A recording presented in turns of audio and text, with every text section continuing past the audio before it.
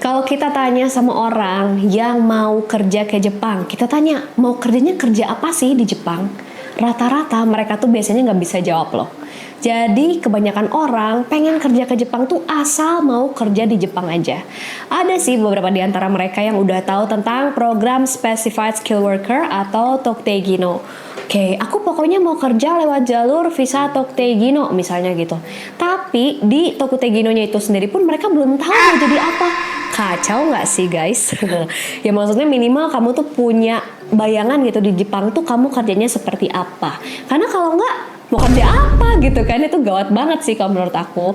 Oke, sekarang aku bakalan ngebahas nih buat teman-teman semua, kira-kira kalau misalkan di Jepang tuh kita bisa kerja apa ya. Aku akan coba bahas dan sekaligus kita bandingin nih, kalau jadi budak korporat enakan jadi budak korporat di Indonesia atau di Jepang. So tontonin videonya sampai selesai. Memangnya kalau kerja di Indonesia tuh kayak gimana sih? Oke, kita coba tarik garis aja ya, garis lurus. Kita coba lihat Indonesia secara keseluruhan. Mungkin ada orang-orang yang kerjanya di industri kreatif gitu ya, industri kreatif misalnya musik atau mungkin sebagai seniman kayak gitu.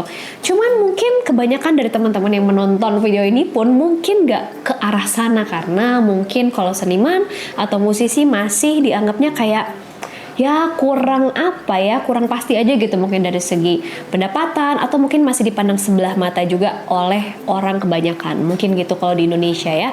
Nah kemudian ada juga mungkin yang melihat ke arah kerjaan kasar, kayak misalnya kerja fisik gitu, atau mungkin petani lah kita bilang, kayak area-area seperti itu pun mungkin orang Indonesia juga lebih cenderung ke arah masih kurang pasti sih ya, atau mungkin malah kurang dari segi pendapatan, tapi cuman capeknya tuh di fisik aja gitu.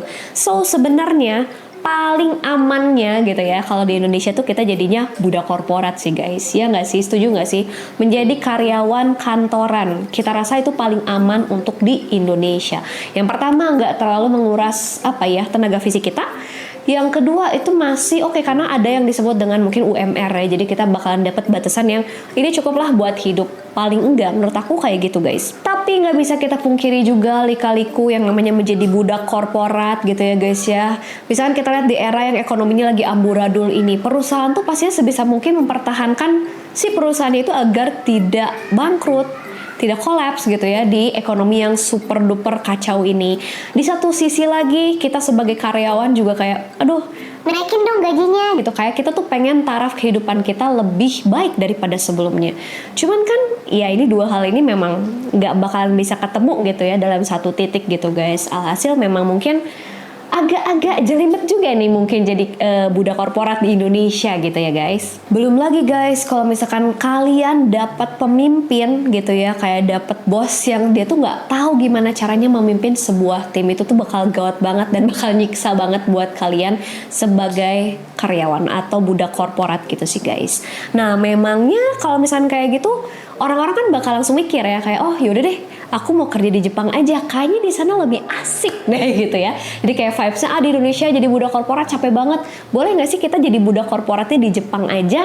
Oke, sekarang kita coba bahas ya teman-teman, karena selama ini tuh kita banyak melihat konten-konten orang dimana kerja di Jepang itu gajinya sampai 50 juta sebulan, asik banget kan, fasilitasnya juga komplit, di sana alamnya bagus gitu kan, belum lagi kita dapat kayak macam-macam tunjangan, bener nggak sih? Pokoknya kalau tinggal di Jepang tuh kayaknya asik, kayak nggak stres sama sekali, gajinya juga gede. Kata siapa guys? Di sini aku berani kasih sebuah kesimpulan bahwa kerja di Jepang itu sebenarnya nggak enak. Beneran serius nggak enak. Nggak enaknya itu karena memang di sana tuh lebih keras gitu. Kalau misalkan kalian pakai, kalau misalkan kalian tuh mentalnya mental tempe gitu ya guys ya. Terus kalian kerja nih di perusahaan di Jepang, jadi budak korporat di Jepang, itu kalian tuh bakal lebih gila lagi guys, karena tekanannya mungkin bisa dibilang berkali-kali lipat daripada tekanan menjadi budak korporat di sini. Oke, sekarang kita coba telaah bareng-bareng ya. Kalian juga telaah bareng-bareng, boleh juga sampai nulisin di kolom komen kalau misalkan kalian kepikiran apa dari bahasan ini. Yang pertama tadi ada yang ngomong nih, kalau di Jepang gajinya bisa sampai 50 juta. Bener nggak sih guys? Bener. Ada kok misalnya kerjaan di Jepang yang gajinya tuh sampai dengan 50 juta. Bener. Tapi Tapi lihat dulu kerja apa tuh. Kalau misalkan kalian ke sana cuman pengen lewat jalur Ikseishuro alias magang atau Tokteigino atau Specified Skill Worker, itu tuh belum dibayar sampai setinggi 50 juta loh guys, gitu ya. Ya bisa dibilang karena skillnya mungkin masih kurang, skill bahasa, skill yang mungkin soft skill yang lainnya juga masih kurang. Jadi sesuai dengan bidangnya gitu loh guys. Jadi kalau 50 juta itu kerjaan yang seperti apa gitu. Karena kalau misalkan TG atau magang tuh tidak setinggi itu. Jadi ekspektasinya boleh diturunin ya soal gaji kalau misalkan kalian memang cuma pengen jalurnya TG atau magang. Karena guys untuk dua kategori tadi, untuk TG dan magang itu tuh biasanya rata-rata jalurnya tuh kayak blue collar gitu guys. Jadi kayak yang pekerja kasar aku bisa bilang kayak gitu. Antara buruh pabrik atau kalian nanti di sawah ya jadi petani atau mungkin jadi caregiver, kaigo gitu ya. Construction dan lain-lain. Jadi masih banyak menggunakan fisik gitu. Itu untuk magang dan juga TG. Dan itu pun gajinya tuh nggak sampai 50 juta seperti aku bilang tadi. Mungkin dibandingin sama gaji di Indonesia mungkin akan lebih tinggi. Tapi setinggi-tingginya tuh belum sampai ke 50 juta gitu loh guys. Jadi ya makanya aku bilang turunin dulu aja ekspektasinya. Kalau kalian pengen digaji lebih dari 50 juta gitu ya di Jepang, nah berarti kalian memang harus mencari pekerjaan yang value-nya tuh setinggi itu. Dimana pastinya membutuhkan skill yang juga seimbang, yang tinggi juga gitu loh guys. Nah biasanya kerjaan-kerjaan kayak gini tuh udah bukan di blue collar lagi, tapi di white collar guys. Jadi di bagian-bagian yang kantoran, IT engineer kayak gitu-gitu loh guys. Jadi bener-bener yang mungkin seperti interpreter juga bisa. Pokoknya sesuatu yang perlu skill yang tinggi dan yang value kerjanya pun tinggi gitu. Dan itu pun guys belum tentu nih, misalnya kalian juga ngelamar as a professional worker gitu di sana ya dengan visa Gijinkoku, terus misalkan kalian keterima terus dibayar 50 juta, itu juga belum tentu guys, karena itu pun tergantung dari skill yang kalian miliki. Kalau ternyata belum se-capable itu, ya mungkin saja gaji kalian pun bisa di bawah 50 juta walaupun kalian memang udah masuknya jalurnya adalah jalur white collar seperti itu guys. Selain itu, budaya kerja di Jepang itu nggak kalah ngeselin loh sama budaya kerja di Indonesia. Mungkin kalian familiar sama istilah work-life balance, ya nggak sih? Dan kita tuh orang-orang sekarang, mungkin terutama teman-teman ada yang Gen Z di sini. Jadi kayak, pokoknya kalau hidup tuh harus seimbang, kerjanya segini, istirahatnya segini, terus udah gitu ada harus liburan dulu apa segala macam. Pokoknya work-life balance. Di Jepang sama sekali nggak ada namanya work-life balance. Sekarang teman-teman anggap aja kayak gini. Di Indonesia mungkin budaya lembur tuh kayak, aduh aku lembur, itu kayak sesuatu yang capek banget, sesuatu yang extraordinary. Tapi ternyata di Jepang lembur itu futsu alias biasa banget. Makanya kita sering dengar istilah zangyo. Zangyo itu artinya lembur ya guys ya. Bahkan kalau bosnya belum pulang jam 5 misalnya, harusnya udah pulang nih, bosnya masih gini, ya kita sebagai karyawan pun belum boleh pulang. Jadi kayak ada aturan tidak tertulis gitu loh guys. Oke, itu lagi ditambah lagi guys, misalnya kayak gini, di sana tuh nggak ada ya, kayak jarang banget yang namanya cuti tapi teman-teman tuh bisa tetap dapat bayaran. Biasanya cuti di sana tuh benar-benar potong gaji guys. Itu juga aneh banget nggak sih menurut kita orang Indonesia? Namanya cuti ya terserah dong, cuti masa potong gaji gitu kan. Ditambah lagi karena di sana tuh ada satu budaya yang ibaratnya kayak mereka tuh suka untuk ketemuan dan minum bareng gitu loh guys, sesama kolega gitu. Jadi kalau misalkan pulang kerja bosnya ngajak minum, kita sebagai karyawan tuh harus mau guys. Kalau misalkan kamu menolak, itu tuh benar-benar bakal dibilang, kamu nggak gaul, kamu tuh nggak menghargai gitu. Makanya ketika udah diajakin harus nomikai, alias misalkan pulang kerja minum yuk karaokean, harus mau guys, karena itu udah kayak adabnya di sana. Pulang-pulang mungkin jam berapa udah capek, paginya harus udah kerja lagi, prima lagi. Kebayang gak sih? Itu aneh banget ya guys ya. Karena buat kita orang Indonesia mungkin kalau kita nggak mau ikut ya udah gitu kan, dan gak jadi masalah. Tapi di sana tuh kayak itu adalah harus kalian ikutin gitu loh. Dan masih banyak lagi keanehan lainnya. Nah, setelah mendengar contoh tadi, gimana guys? Kalian, apa yang kalian pikirin? Aku pengen tahu, tulisin di kolom komentar. Apakah kalian mikir masih bisa gak sih work-life balance di Jepang? Aku rasa udah tahu ya jawabannya. Yang jelas pasti nggak akan bisa. Nah, sekarang pertanyaannya, kenapa nih kok ada orang-orang luar negeri, gak cuma dari Indonesia doang, yang ternyata bisa kerja di Jepang, tahan kerja bertahun-tahun, padahal di sana nggak ada work-life balance. Nah, kalau misalkan aku lihat, itu tuh balik lagi ke diri mereka sendiri gitu loh guys.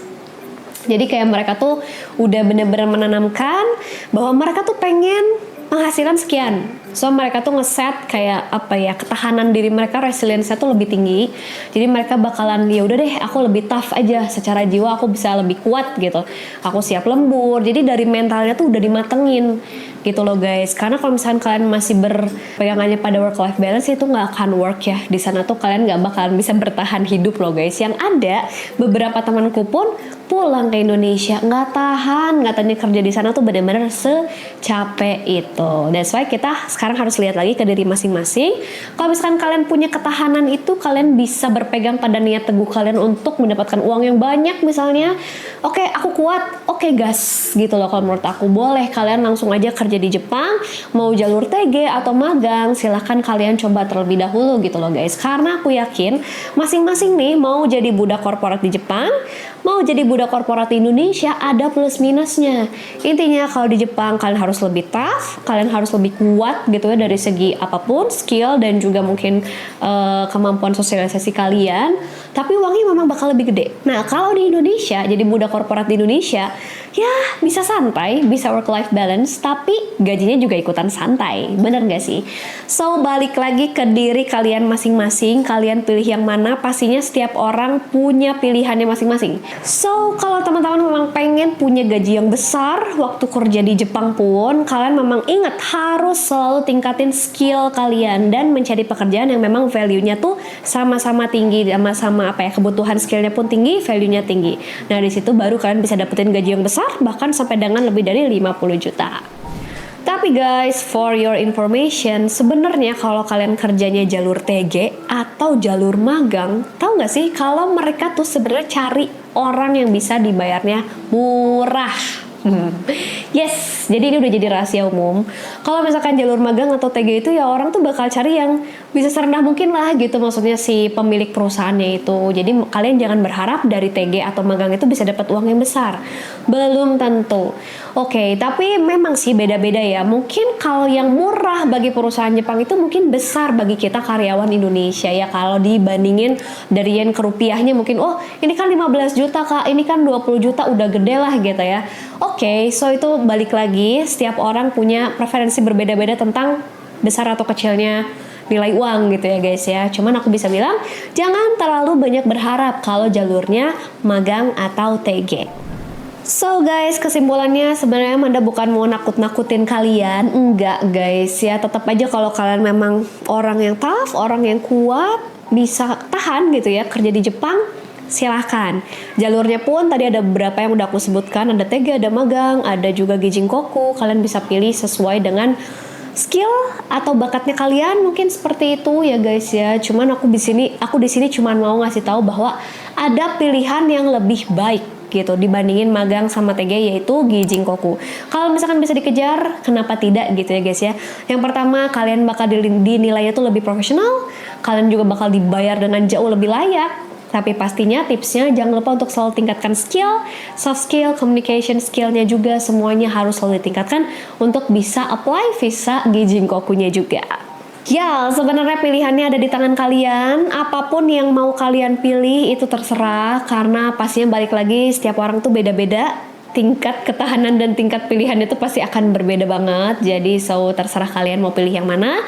Cuman memang kalau Manda boleh saranin, mending langsung aja visa Gijinkoku guys. Karena as a professional worker itu kalian bakal lebih dipandang lebih profesional, lebih layak, dan juga pastinya menurutku yang paling penting menghindari bullyingnya juga sih guys, kayak gitu ya. Karena kalau kita semakin profesional, kita bakal semakin dipandang, kayak gitu aja sih. Pilihan di tangan kalian, jadi kalian mau pilih yang mana? Please komen, Manda mau baca. Oke guys, semoga konten kali ini bermanfaat dan kita akan ketemu lagi di konten-konten berikutnya. Aku Manda, arigato, mata deh.